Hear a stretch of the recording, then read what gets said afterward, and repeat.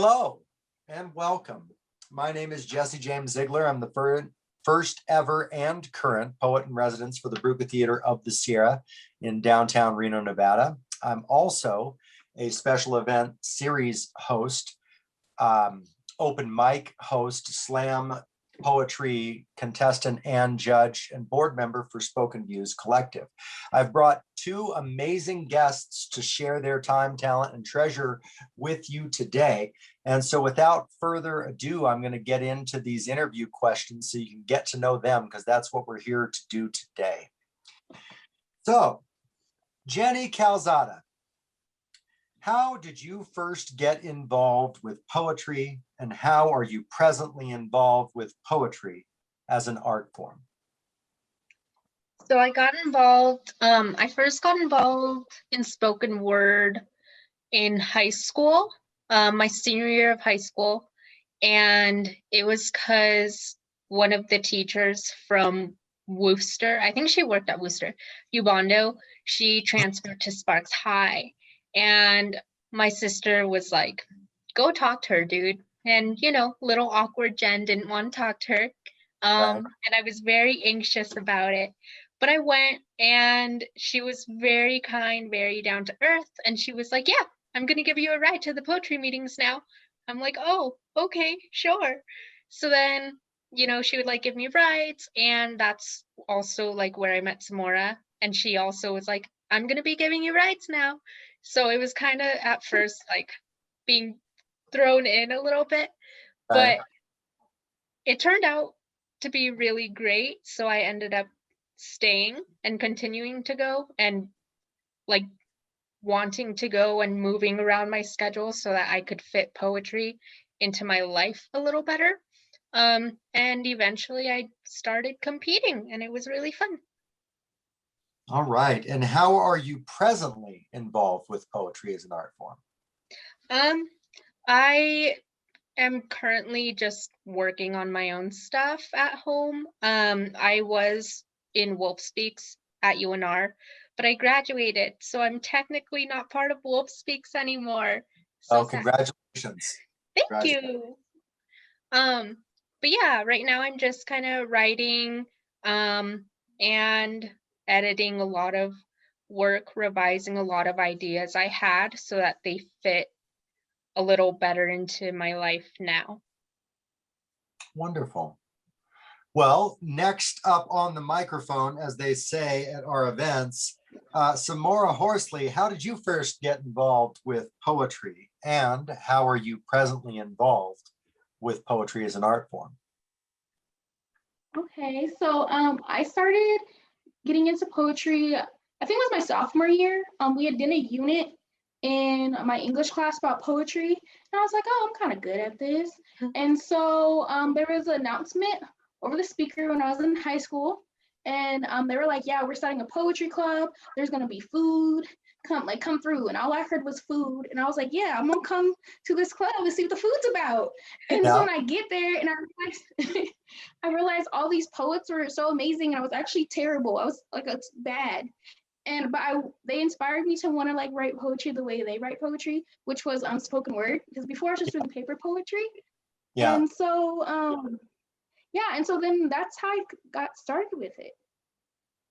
All righty. And then keep going. I know that what I think you're going to say, but I want to share it with the audience.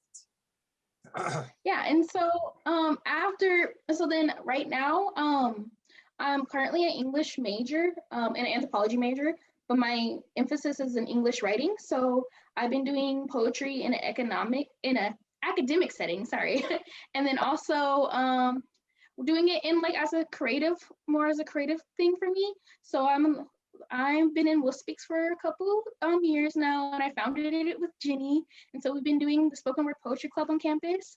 And then I've just been working on a lot of things. Like I also have this chapbook I put out a couple weeks ago actually, and so I've been trying to get my poetry out there and just doing it as a way to just make me feel happy, but also refining my skills in an academic setting as well. Nice, nice. So I'm going to interject before we move on to the second question for our audience. I'm going to let them in on a little bit of information. One, the chapbook that Samora held up, that she's too humble to brag on her own behalf, so I'll brag on her behalf. The Black Rock Press, which is a local to Reno publishing entity affiliated with the University of Nevada, Reno, put out an undergraduate chapbook contest. And Samora not only entered that contest, but she won. So her chapbook was produced at 50 copies and sold out in just about a day. So that was pretty impressive. The other thing that, and I'm still looking forward to getting my copy of that so I can read through that, but the other thing I wanted to share is that Jenny mentioned in her speech the idea of moving on with competition, and that's something that I know that Samora has done as well. There's a national poetry competition for essentially students that are of a little bit younger age that is called Brave New Voices. And these two here were two of the team that was the first team ever to represent Reno, Nevada at Brave New Voices. And I think that's pretty amazing and worth mentioning. Samora, you went second last time, so I want to put you on the spot and have you go first for this question. What inspires you to write, and what are your personal methods of approach and execution? All right, I think what inspires me the most to write is just experiencing things. So I mostly get inspired when I like leave Reno for a little bit. I get to go and experience life and do things, and then I come back with all of this knowledge and all these new experiences, and it really inspires me to start writing. And so I think that's where most of my inspiration comes from, but also listening to poets on YouTube. I do a lot of YouTube watching, and sometimes other people's poetry inspires you to write as well. And then what was the next question again? The methods, your personal methods of execution and approach, like your way, like, is there a specific place that you always sit down to write? Is there a specific time of day that you always sit down to write? Is there a specific pen that you like to use or device that you like to use? Like, what works for Samora? What gets that engine revving, so to speak? All right. I think my best poetry gets written at like 2:00 in the morning, me laying on in my bed typing on my phone. But when it comes to that, yeah, when it comes to the actual like writing process, I get to I think I just write in stanzas, and then I typically just end up rearranging those stanzas in a way that makes sense, because I kind of got the topic already. And it also helps me like when it comes to like memorizing, it also helps because I write my poetry out loud. So I just say the first line and then say the second line, and then by the time I finish the poem, half of it is kind of already memorized. Nice. You are much better at memorization than I am. I have to spend much more time to get it memorized. I appreciate your answers in an authentic fashion to that question. You mentioned watching poets on YouTube. Are there any that you're really into nowadays that you presently really like to check out their stuff on YouTube that you'd recommend perhaps for the audience at home? Yes. Okay. So my like favorite poets in the world. So first it's Danae Smith. They're pretty amazing, and I've been a fan of them since the day I saw them when I went to that national poetry competition. And so that's I would definitely recommend them. But honestly, in general, if you just type in Button Poetry and subscribe, there's so many amazing poets there that it's impossible for you not to find someone like you fall in love with. Wonderful, wonderful.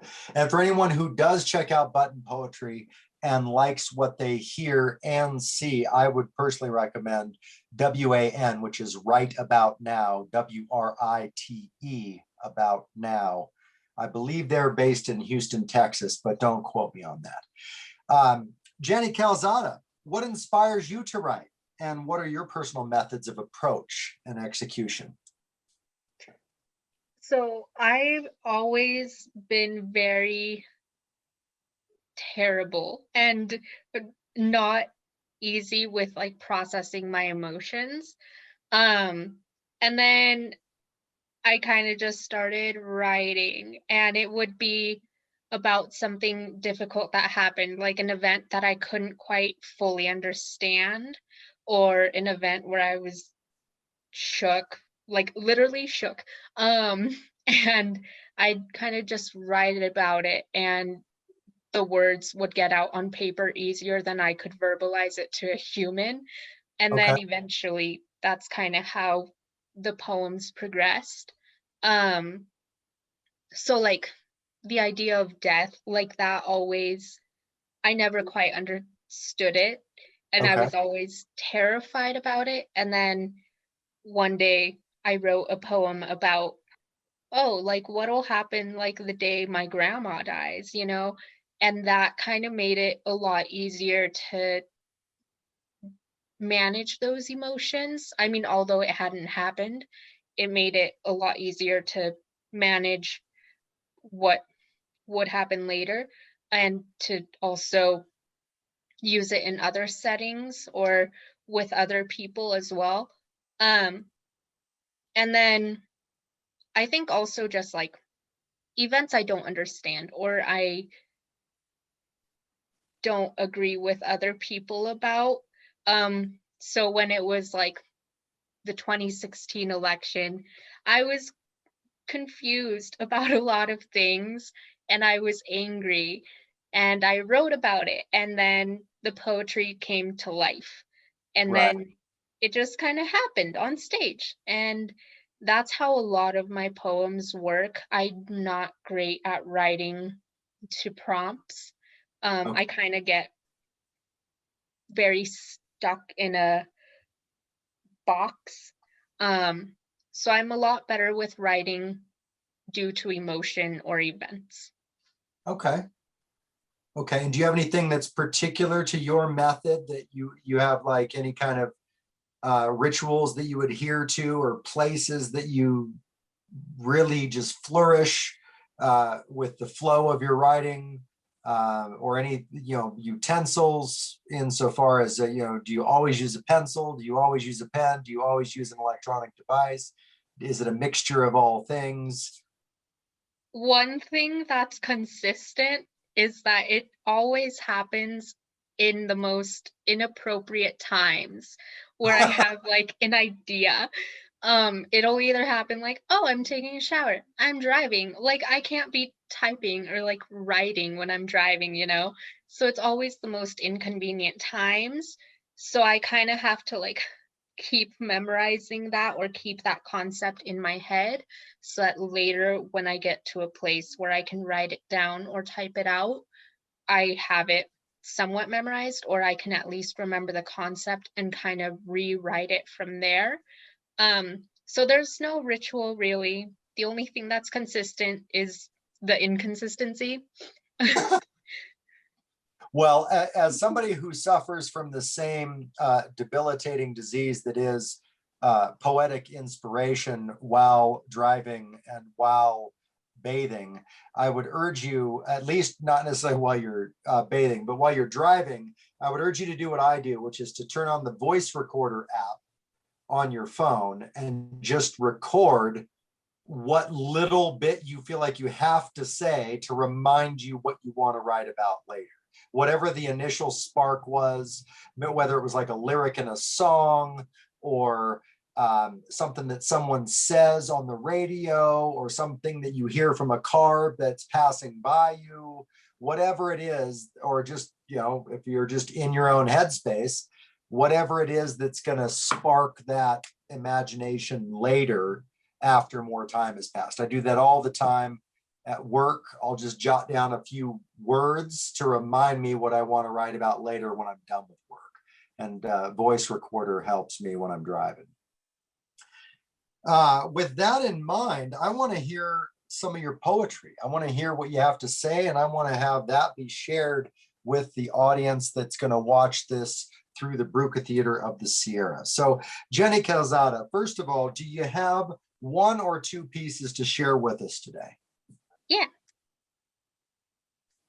What are they entitled? That's another thing Okay. with my poetry. I'm awful at titles. I kind of just make it like a line of the poem. Okay. But this one, it's called A Poem for Mi Morenita Bonita, aka Oh. Mi Abuela. This one is the only one that's clearly titled. This love doesn't go around looking for answers when it knows I don't care for talk. I'm a listener. She knows that. So I sit in silence over the phone for moments, sometimes longer. I hear her voice crack, or the line crack, too much disconnection, but the distance between Reno and El Salvador means nothing when I hear her tear-filled blessings. She cries when she learns how tired I am, but she prays for me. Prays for energy and revitalization for each school and work night put in and out. She doesn't push me to find a boy. She doesn't pray God to send me one. I'm too busy. Besides, she knows a strong woman can hold her ground without a man controlling her every move. Mi Morenita is strong. She built a life after her husband died. Took care of her family, knows how to fight when she needs to. Mi Morenita is also sweet. Hides her chocolate best from everyone except me. Mi Morenita, she is beautiful.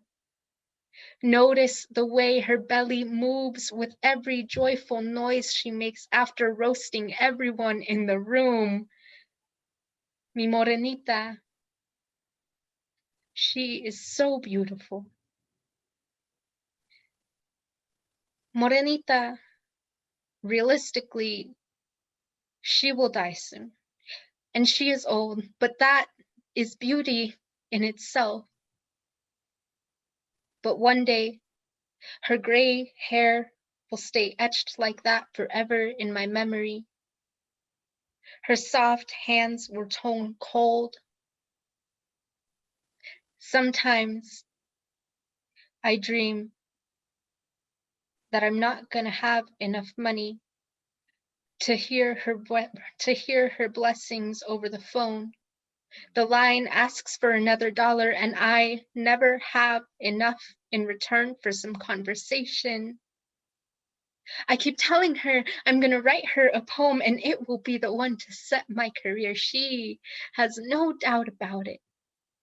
She believes in me, always has. Sometimes I'm scared I'm not gonna have enough. I hope that's not how she feels about her poem. She'll never have enough. I'll send it, or I'll read it one day. I just hope it reaches her in time. And if it doesn't, I'll send it for sure. I mean, they'd have to bury you with it, right? Morenita, I'm sorry for not writing it to you sooner. And I'm sorry I didn't write it in Spanish to begin with. I didn't want my love to get lost in translation. Thank you. Thank you for sharing that, Jenny. Yeah. Thank you for sharing that. So I'm going to go on to Samora, and I have, do you have a title to your piece? Yes, this one does have a title. It's like one of the few that is actually it's actually an okay title. I usually do the same thing with Jenny, where it's just pretty basic. Either it's a line in the poem or it's like the sun. Like, you know what I mean? Like something really like one line. Yeah, Gotcha. one line stuff. This one has a title, so here we go. And so before I talk about this poem, before I say this poem, I just want to say a few things. So like growing up, I was very much insecure about like my body and my weight and like just being comfortable in my blackness and everything and the things. And then I think just recently, or like in the past 2 years, I've become to be appreciative and be more comfortable in this body that allows me to experience life. And so this is a poem about like self-love and all those insecurities that I had. All right. Wonderful. Let's. Yeah, I call it Giving Praise to a Body. So Isn't that the she title said, of the book? yes, that's the title. Oh, yeah, the title of the book is Praise to a Body. And Okay, so this that's is the poem that goes. Okay, Yeah. go ahead. Yeah. All right. Here it goes. I call it Giving Praise to a Body. He says she is a myth of a body, that the first roar of thunder to break the silence of the earth came from her thighs. The first time I am called Thunder Thighs, I consider this body too extra.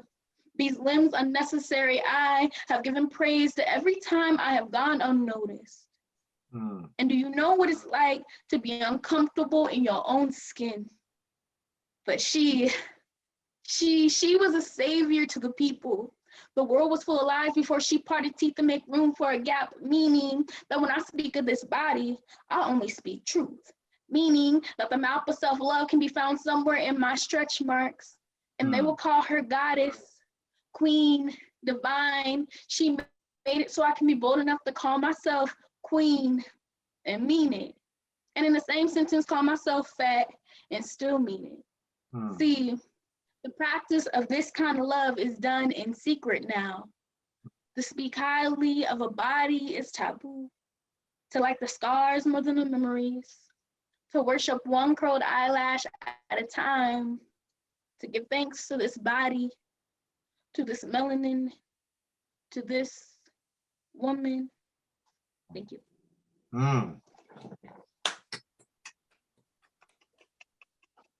Oh man, I don't know. I hope the audience at home can appreciate the good audio that I'm getting, because I'm getting fantastic audio. I hope it comes across to the audience this way. I met you both when you were in high school. You're both now done or nearly done with college, and that's been nothing short of an honor and a joy for me to watch the women that you're in the midst of becoming. And I'm so very proud of both of you. And I thank you both for sharing your time, your talent, and your treasure with not only me, but Brüka Theatre and the audience of eager sponges that are out there absorbing everything that's laid in their path. I do have one final question that is for both of you to answer. Where do you see yourself in 5 years or 10 years? And how does poetry fit into that vision, if at all? Jenny, why don't you go ahead and start us out? So in 5 years, that puts me at 27. I should be done with grad school by then. If Okay. I'm not, I will be very sad. Not really, but I will be sad. What's grad school in? I want to, okay, I keep going back and forth with that. With like very specific things, but I want to do marriage and family therapy or forensic psychology or alcohol and drug counseling. Wow.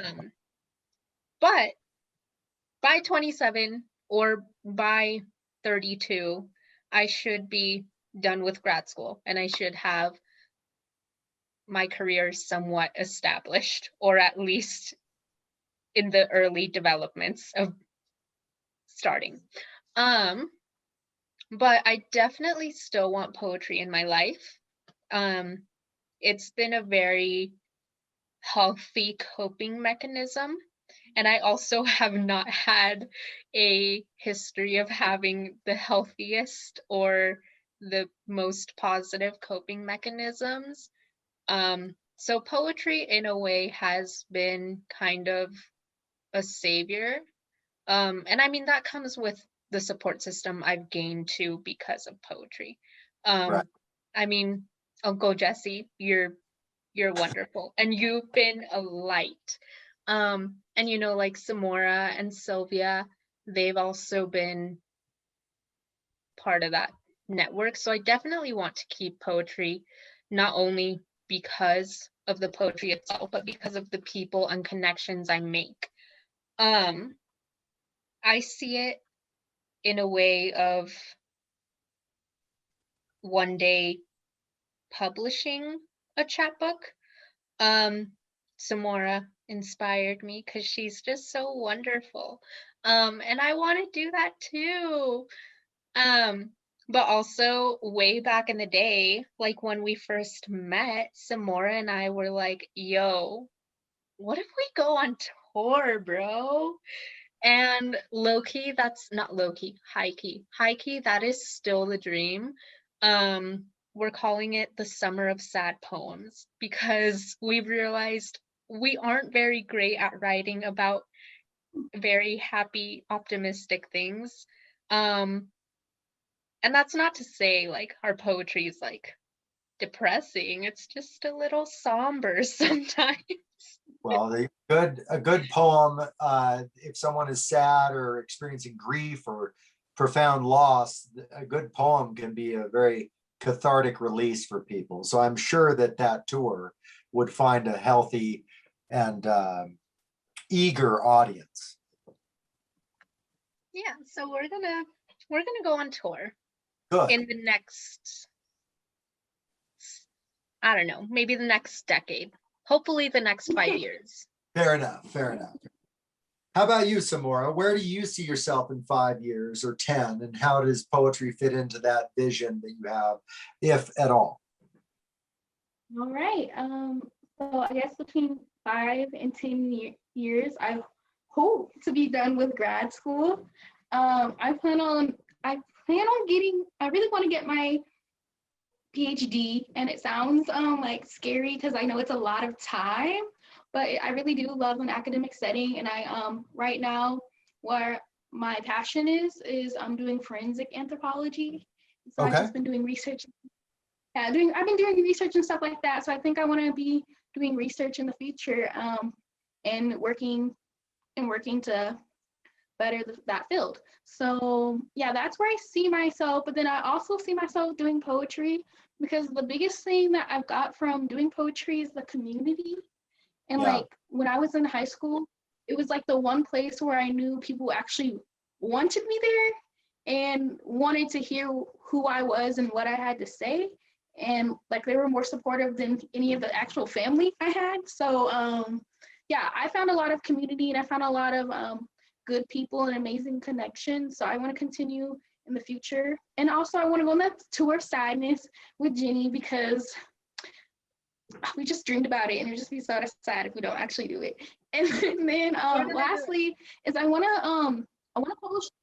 Yeah, I want to publish a real book, like more than like 10 pages or 15 pages of poetry. And that takes a lot of work and a lot of dedication. I want to get to that point where I'm writing consistent enough and writing high quality content that I can actually make a whole book. So I'm pretty excited to start doing stuff like that. Well, and I'm excited to see the two of you and your futures unfold. That is music to my ears, as they say. For those of you in the audience that might be seeking some of that chosen family, or to broaden the relationship you have with your existing family, if you're in junior high or high school, I would urge you to ask your English teachers if you have a poetry club at your school, and if you don't, what would it take to start one up? And for those of you in college at the University of Nevada, Reno specifically, I would urge you to look into Wolf Speaks as an organization. And if you are any age, I would say 12 and up, you're welcome to come check out Spoken Views Collective. That was our youngest member at the time, was Izzy. She was 12, and spokenviewscollective.org is the website if you want to check us out for future and upcoming events and various themed events that we have as ongoing series as we work with the Holland Project, specifically Sierra Arts, Potentialist Workshop, Brüka Theatre of the Sierra, University of Nevada, Reno, Nevada Arts Council, and the Reno Arts and Culture Commission alongside Wolf Speaks. Thank you all for your time. I'm going to urge all three of us to wave as I stop the recording so that we can roughly say goodbye to everyone in the audience. Thank you for joining us.